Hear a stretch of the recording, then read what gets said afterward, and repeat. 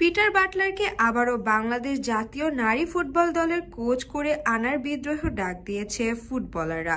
তার ম্যাচ ও অনুশীলনের বয়কটের ঘোষণা দিয়েছেন।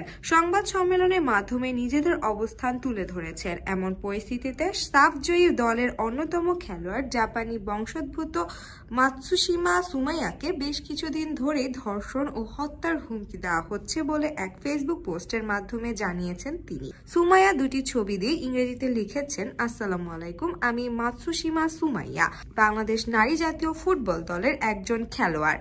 ইংরেজি মিডিয়ামের ছাত্রী হিসেবে ইন্টার্ন স্কুল খেলা থেকে শুরু করে মালদ্বীপ লিগ জয় এবং 2024 সালে বাংলাদেশের হয়ে নারী সাফ চ্যাম্পিয়নশিপ জয়ের অভিজ্ঞতা আমার জন্য ছিল খুবই মধুর। কেন ফুটবলকে বেছে নিয়েছেন সেটি উল্লেখ করে সুমাইয়া লিখেছেন, যখন এই পথ বেছে নিয়েছি আমার স্বপ্ন ছিল তরুণ শিক্ষার্থীদের অনুপ্রাণিত করা, যাদের বাবা মা চান তারা শুধু পড়াশোনাতেই মনোযোগী থাকুক। আমি দেখাতে চেয়েছি আবেগ এবং সংকল্প যে কোনো প্রতিবন্ধকতা ভেঙে দিতে পারে।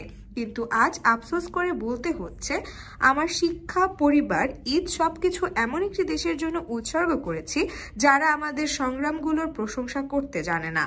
কোচ পিটার বাটলারের বিরুদ্ধে বিভিন্ন অভিযোগ এনে চিঠি আকারে সেটি বাফুফের সভাপতি তাবিত আওয়ালকে দিয়েছেন নারী ফুটবলাররা। শোনা যাচ্ছে চিঠি ইংরেজিতে লিখে দেওয়ার কাজটি করেছে সুমাইয়া। তারপর থেকেই ধর্ষণ আর হত্যার হুমকি পাচ্ছেন তিনি।